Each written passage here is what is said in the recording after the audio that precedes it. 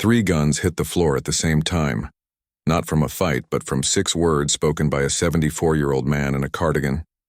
The armed robbers who'd stormed the VFW hall didn't run, didn't resist. They just put their hands behind their heads and waited for police like they'd been expecting this moment their entire lives.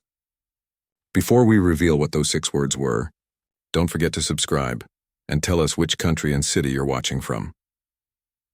The Riverside Veterans of Foreign Wars Post 447 sat on a quiet corner of Maple Street, the kind of building most people drove past without a second glance. Red brick, faded American flag out front, a hand-painted sign advertising bingo night every Thursday at 7 p.m. Inside, the air smelled like burnt coffee and the carpet adhesive they'd used to patch the worn sections near the entrance. Folding tables arranged in neat rows, each one covered with bingo cards, daubers, and the occasional flask tucked discreetly beneath a jacket. It was 07:43 p.m. on a Thursday in March when the front door banged open hard enough to rattle the frame. 3 men entered fast, faces covered with black ski masks, voices loud and sharp. The lead man held a 9mm pistol extended in both hands, sweeping it across the room with the kind of aggressive confidence that came from doing this before. His 2 companions flanked him, one with a revolver, the other with what looked like a small-caliber automatic. The bingo caller, a 68-year-old Navy veteran named Frank Hutchins, froze with his hand halfway to the wire cage full of numbered balls.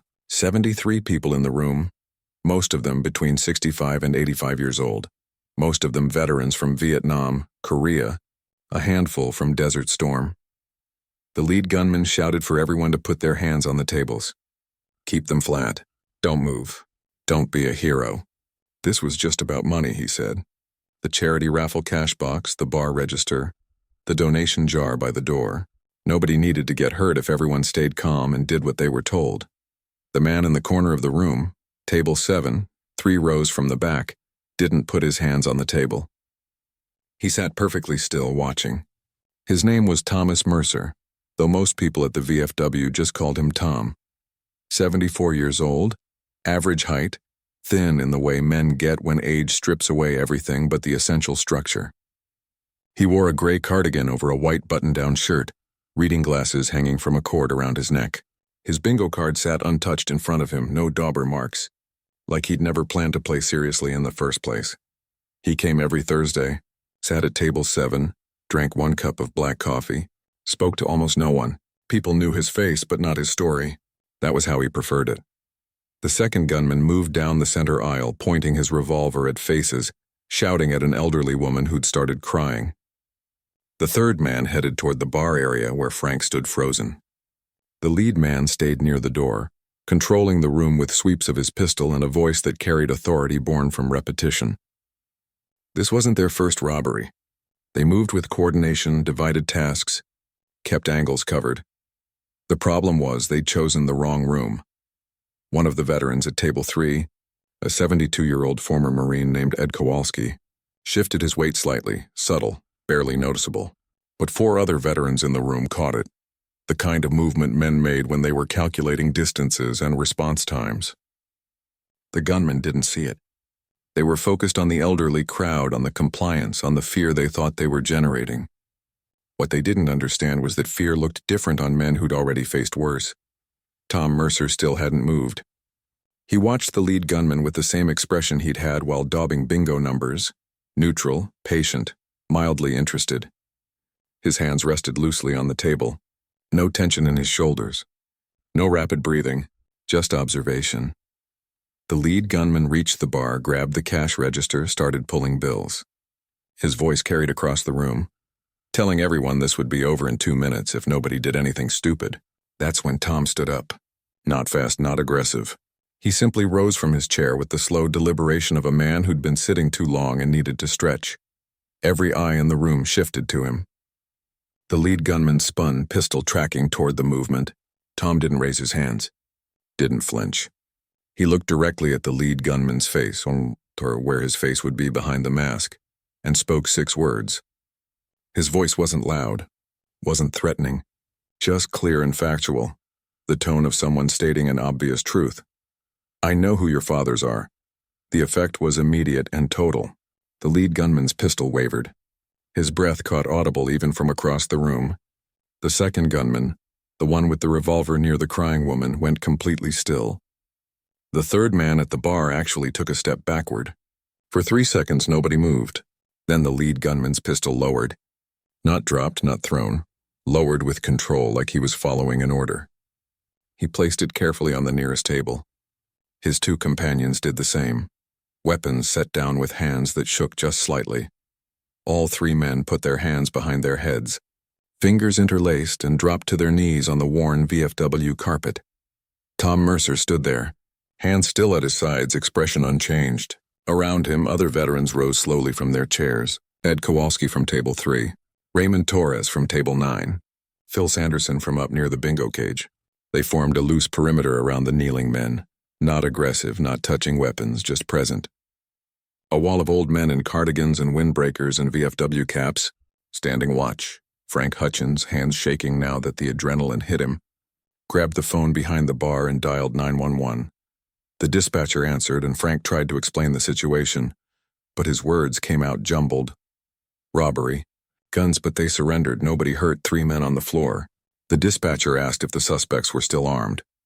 Frank looked at the weapons sitting on tables. No, ma'am. They put them down. Asked if anyone was injured. No, ma'am. Asked who stopped them. Frank's eyes moved to Tom Mercer, standing quiet in the back. One of our regulars. He just talked to them. The dispatcher said units were already en route, sirens audible now through the VFW's thin walls. She told Frank to stay on the line. Keep everyone calm, don't touch the weapons. Frank nodded even though she couldn't see him. The 3 robbers stayed on their knees, heads down, not speaking. Their masks were still on, but body language told the story. Shoulders slumped, breathing heavy, the posture of men who knew they'd made a catastrophic mistake.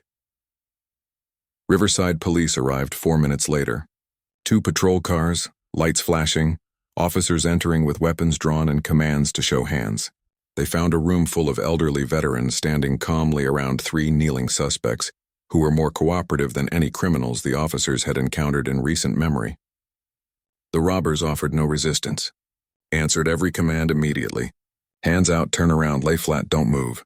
They complied with the kind of practiced obedience men learned in prison, which is exactly what these 3 had in common. Officer Jennifer Park, 9 years on the force, took statements while her partner secured the suspects. The veterans explained what happened. 3 armed men entered, demanded money, then 1 regular said something that made them surrender. She asked what was said. The veterans looked at Tom Mercer. He'd sat back down at table 7, hands folded on the table, waiting. Officer Park approached him, asked his name. Thomas Mercer. Asked what he said to the suspects. He met her eyes with the steady gaze of someone who'd answered questions from law enforcement before, from the other side of the table. I told them I knew who their fathers were. She wrote it down, then looked up. That's it? That made them surrender? Tom nodded once. She asked if he knew the suspects. No, ma'am. Never seen them before tonight. Then how did he know their fathers? Tom's expression didn't change. Didn't say I knew them. Said I knew who they were. The distinction seemed important to him. Officer Park circled back to the suspects, now handcuffed and separated, being processed for transport. She asked the lead gunman for his name. He gave it without hesitation. Marcus Deshaun Crawford, 29 years old. Last known address, a halfway house in Millbrook. Parole violation warrant already in the system. His 2 companions were brothers, Jerome and Kyle Vance, 31 and 27.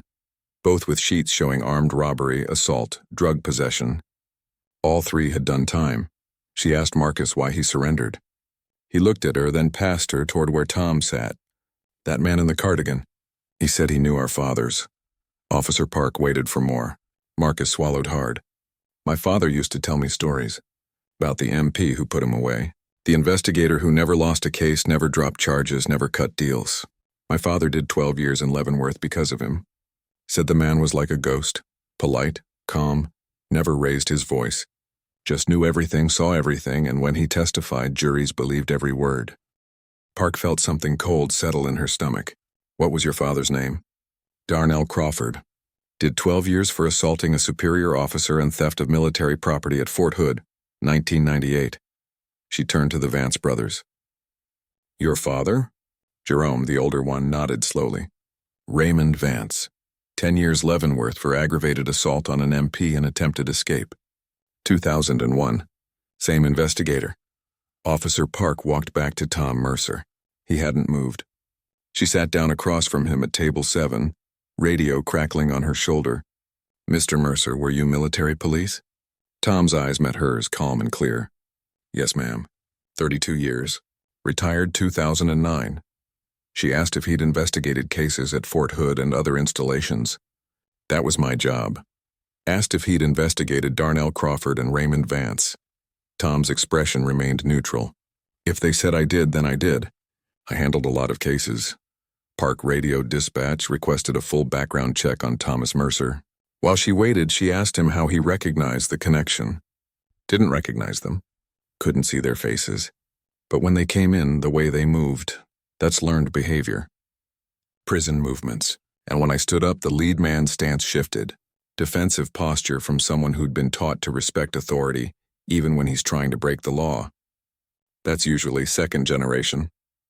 Sons who heard stories. His voice stayed even, factual.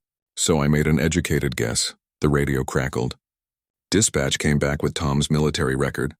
Master Sergeant Thomas J. Mercer, United States Army Criminal Investigation Command, CID. 32 years of service.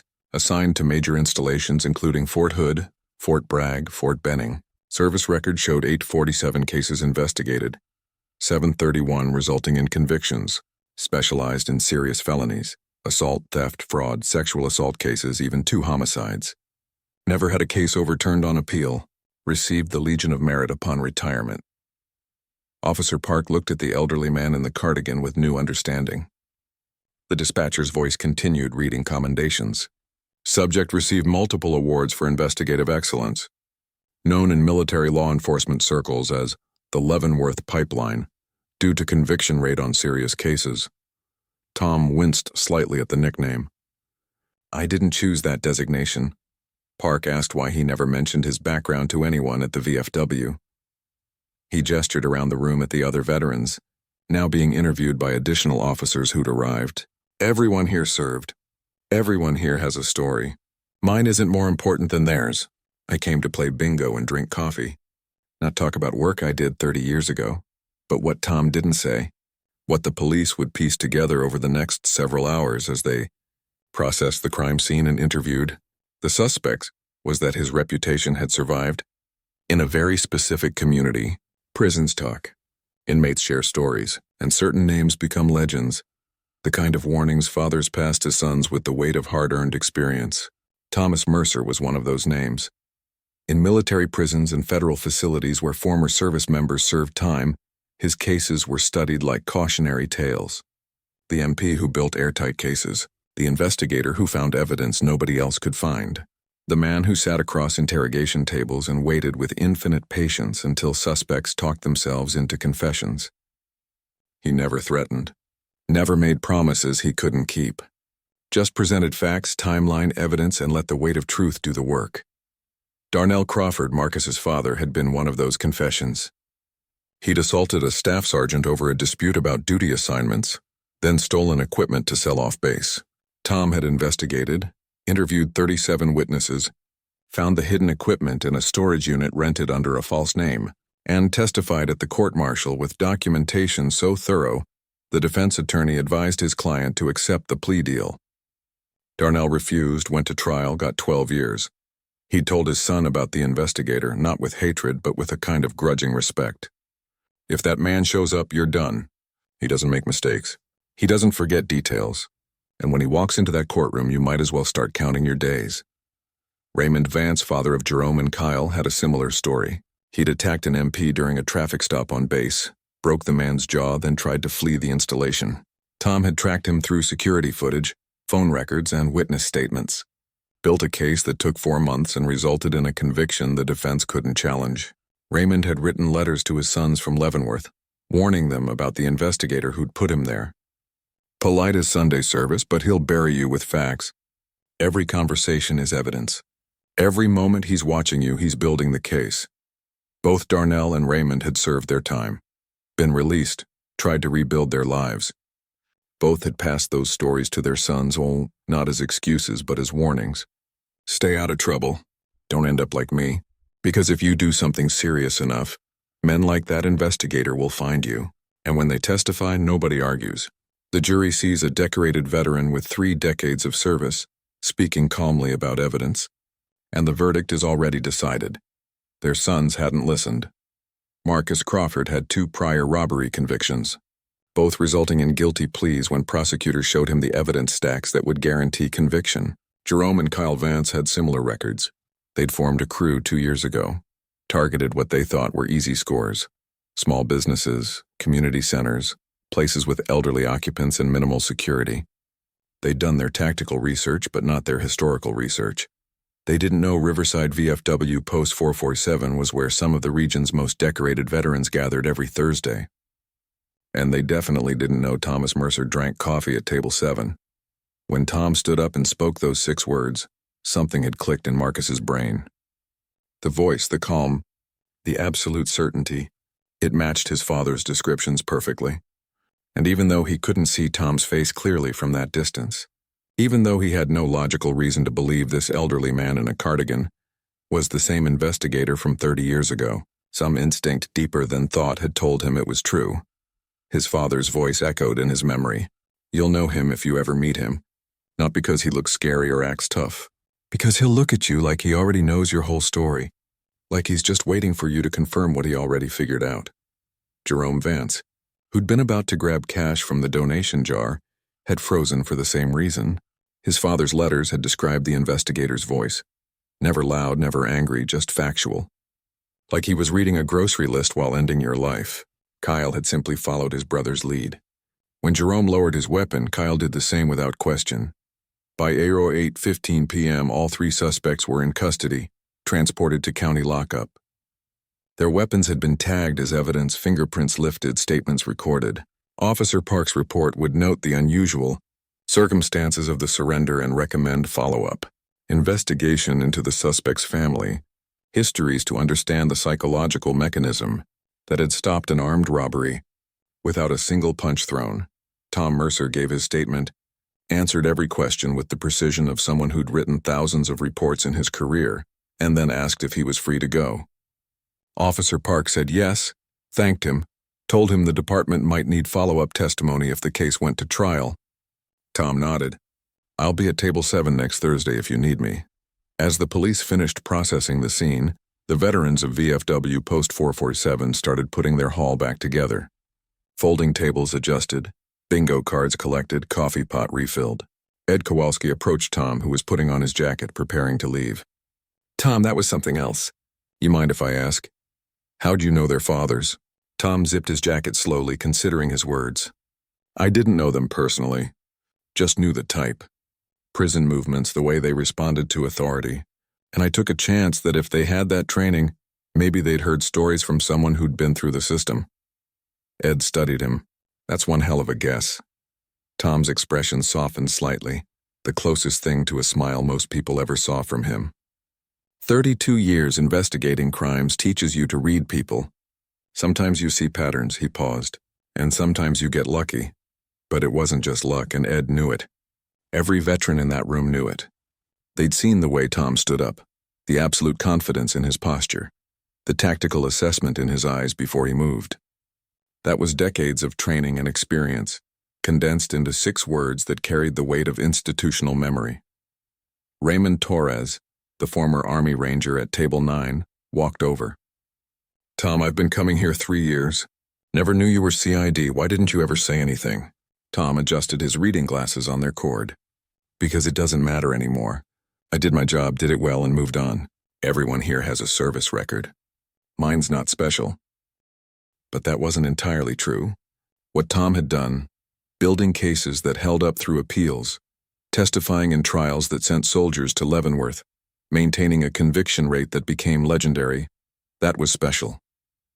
Not because it was heroic in the traditional sense, but because it represented a different kind of service, the unglamorous work of military justice, the investigations that kept order, the quiet authority that made institutions function. Phil Sanderson, who'd served as a medic in Desert Storm, joined the small group forming around Tom. "Those kids tonight, the robbers? They knew your name?" Tom shook his head. "They knew the stories. Their fathers served time because of cases I worked. Those stories get passed down. Prison culture is like that. Names become warnings." Frank Hutchins, still processing the adrenaline from the 911 call, brought Tom a fresh cup of coffee. "On the house. For the rest of your life." Tom accepted it with a nod of thanks. Frank hesitated, then asked the question everyone was thinking. "Tom, when you stood up, and were you scared? 3 armed men and you just stood up and talked to them." Tom took a sip of coffee, considering the question seriously. "I wasn't scared. I was calculating. Looked at their weapons, their positioning, their body language, made an assessment that they were more scared than dangerous. And I had a room full of veterans at my back. If it went wrong, Ed and Raymond and Phil would have had my 6. He glanced at the men around him. "That's what we do." It was true. The moment Tom had stood, every veteran in that room had tensed, ready to move if needed. They might have been in their 70s, might have had bad knees and heart medication in their pockets, but muscle memory doesn't forget. When one of your own stands up to danger, you stand with them.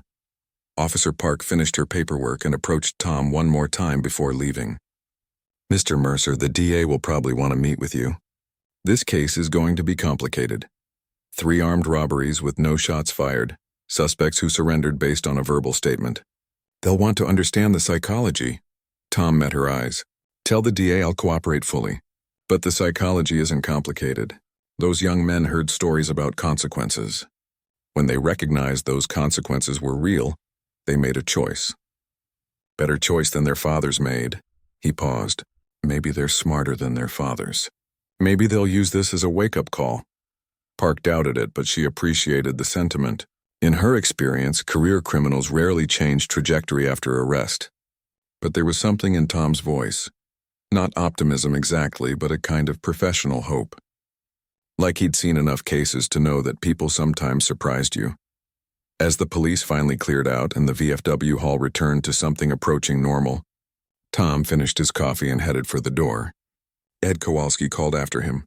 "Tom, you coming back next Thursday?" Tom stopped at the threshold, turned back. "Same table, same time, same coffee." He looked around the room at the faces watching him, men he'd shared space with for 2 years without ever sharing his story. "If that's still all right with everyone," Ed grinned. "Table 7's yours for life, brother." The other veterans nodded agreement.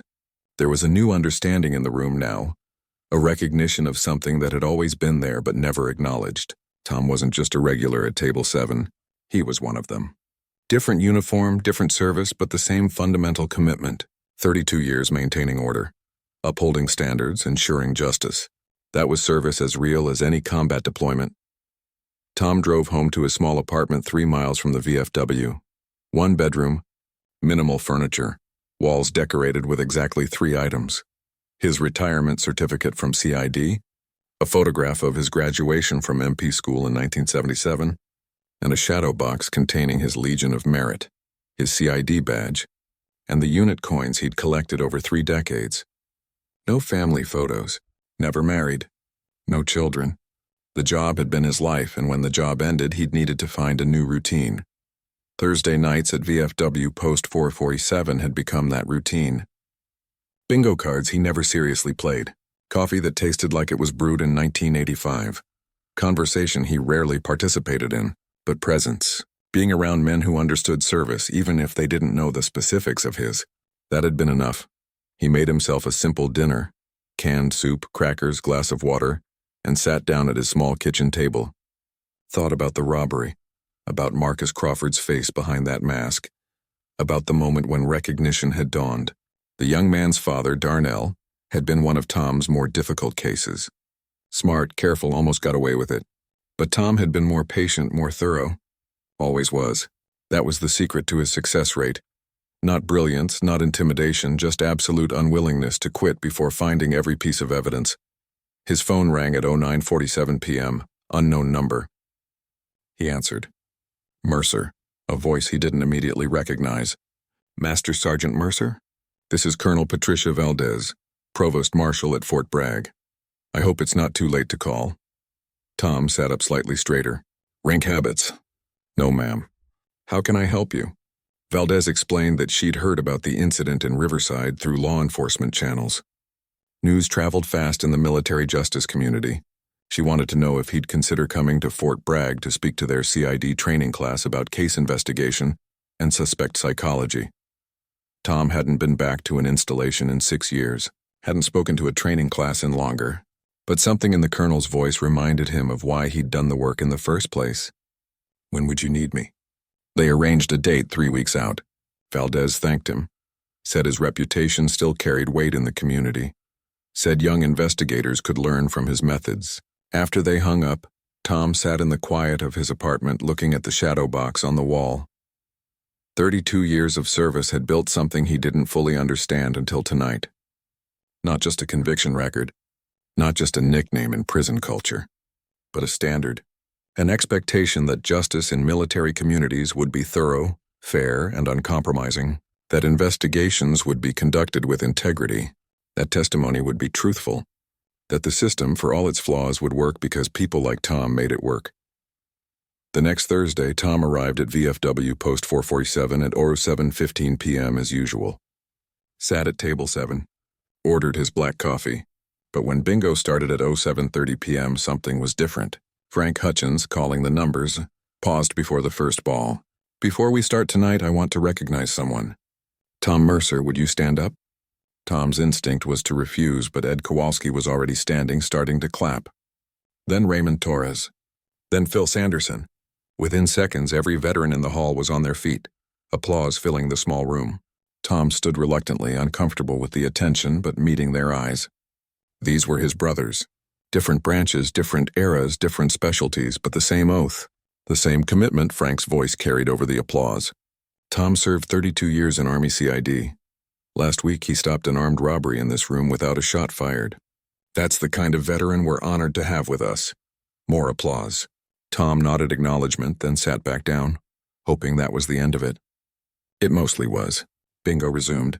Numbers called. Cards marked. Coffee consumed. But throughout the night, veterans stopped by table 7, shook his hand, said thank you, shared their own service stories now that they knew his. By the end of the night, Tom had heard about Korea from a man who'd served with the 1st Cavalry Division, about Desert Storm from an Air Force logistics officer, about peacekeeping in Kosovo from a former MP who'd actually heard of Tom's reputation during his own service. The conversation was good. The connection was real, and for the first time in 6 years of retirement, Tom felt like he'd found something that mattered beyond the cases and the convictions and the decades of service. He'd found a community that understood what it meant to wear the uniform, carry the responsibility, do the job even when nobody noticed. At 10:18 p.m., as the hall emptied and volunteers started cleaning up, Ed Kowalski sat down at table 7 across from Tom. "You know, Tom, I asked around after last week. Called some old buddies who'd served at Hood and Bragg. Your name came up in a lot of conversations." Tom sipped his coffee, waiting. Ed continued. "They said you were the best. Fairest investigator they'd ever seen. Never cut corners. Never railroaded anybody. If you said someone was guilty, they were guilty, and the evidence proved it." Tom didn't respond immediately. Finally, "I just did my job." Ed shook his head. "No, you did more than that. You made sure the system worked right. That takes something extra." He stood up, put his VFW cap back on. "Table 7's yours as long as you want it, brother. And if you ever feel like talking about those 32 years, we'll listen." Tom watched Ed walk away, then looked around the nearly empty hall. Folding tables, worn carpet, faded flags. It wasn't much, but it was enough. A place where service was understood, where stories were shared, where veterans gathered to remember what they'd done and who they'd been. He'd spent 32 years in the shadows, building cases, testifying in courtrooms, sending soldiers to prison when they violated the code. Unglamorous work, necessary work. The kind of service that never made headlines but kept the institution functioning. And now, in retirement, he'd found a place where that service was recognized, not celebrated, not glorified, just quietly acknowledged by men who understood that honor came in many forms, and justice was one of them. Tom finished his coffee, rinsed the cup in the small sink behind the bar, and headed for the door. Same routine, same Thursday night, but different now. Connected, known. part of something larger than himself. He'd stopped a robbery with 6 words because he'd spent 3 decades learning how to read people, build cases, and speak with the authority that came from always being right. But more than that, he'd reminded those 3 young criminals that actions had consequences, that stories passed from fathers to sons, and that some debts echoed through generations. The robbery had ended without violence because Tom Mercer had built a reputation so solid that even the children of the men he'd convicted knew better than to test it. That was legacy. Not in medals or commendations or service records. In the way his name still carried weight decades after the cases closed. In the way Marcus Crawford's hands had trembled when he lowered that pistol. In the way Jerome and Kyle Vance had looked at each other and known instantly that they'd made a mistake their father had warned them about. Tom drove home through quiet riverside streets, past the closed shops and empty parking lots, thinking about the speech he'd give at Fort Bragg in 3 weeks. What would he tell those young investigators? What lessons from 847 cases could distill into something useful? Maybe just this: do the work right. Every time. No shortcuts. No assumptions. Because the cases you build today become the stories people tell tomorrow. And if you do it right, those stories might save lives decades later. Even if it's just stopping 3 scared young men from making the worst mistake of their lives in a VFW hall on a Thursday night in March. Table 7 would be waiting next week. Same time, same coffee, same quiet regular who'd spent 32 years in the shadows, building justice 1 case at a time, and whose 6 words still carried enough weight to stop an armed robbery without a single punch thrown. That was service. That was honor. That was legacy. And Tom Mercer, 74 years old, retired Master Sergeant, the man they'd called the Leavenworth Pipeline, wore it quietly in a gray cardigan, sitting at table 7, drinking black coffee, and playing bingo with brothers who finally knew his story.